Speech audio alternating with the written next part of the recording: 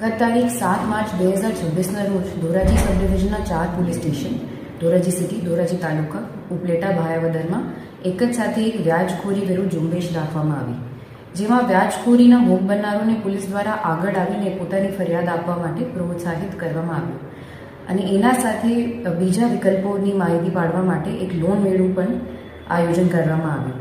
અમારો મુખ્ય હેતુ એ હતો કે ગેરકાયદેસર નાના દેવદારની પ્રવૃત્તિ અટકાવી જરૂરિયાતમંદ નાગરિકોને વ્યાજખોરોના પંજામાંથી બચાવી બેંક મારફતે ઓછા વ્યાજે દરે લોન મળી શકે. વિવિધ બેંકોના મેનેજરશ્રીઓ સંપર્ક કરી ચારો પોલીસ સ્ટેશનમાં મળીને કુલ 90 જેટલા લોકોને બેંક લોનનો લાભ આપવાની કાર્યવાહી અમે શરૂ કરી છે. એમાં એક નોંધપાત્ર વસ્તુ એ છે કે આ અભિયાન દરમિયાન જે લોકોની ફરિયાદ નોંધવી તેઓ છેલ્લા કેટલાક વર્ષોથી વ્યાજખોરોના અત્યાચાર સહન કરતા આવ્યા હતા. દાખલા તરીકે ભાયાવદરમાં ફરિયાદ દાખલ થઈ છે ભોગ બનનાર રેતીલાલભાઈ પરમારની, જે છેલ્લા 17 વર્ષથી આપણું 18 તોલ સોનું આરોપી નિલેશ મકવાણાના પાસે રાખેલું હતું.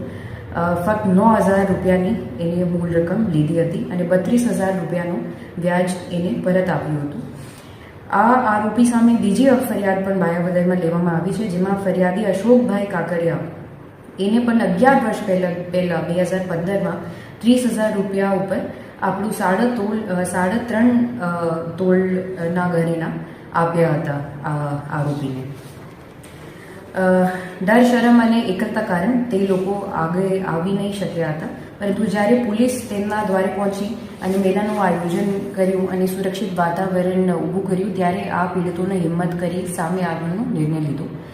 એમાં ટોટલ ફરિયાદી 3 ભાયાવદર પોલીસ સ્ટેશનમાં, અને જેમાંથી 2 ગુનો દાખલ કરવામાં આવ્યો છે અને 1 કરવામાં આવશે. ઉપલેટામાં 2 એવી ફરિયાદો આવી હતી, જેમાંથી 1 દાખલ થઈ રહી છે અને 1 રાજકોટ શહેરનો બનાવ છે, તેથી ત્યાં ફોરવર્ડ કરવામાં આવી રહી છે. હું તમામ નાગરિકોને અપીલ કરું છું કે જે કોઈ વ્યાજખોરીના ભોગ બન્યા હોય તે ખાનગીમાં પણ અમારી પાસે રજૂઆત કરી શકે છે અને કાયદાસરની સખત કાર્યવાહી કરવામાં આવશે.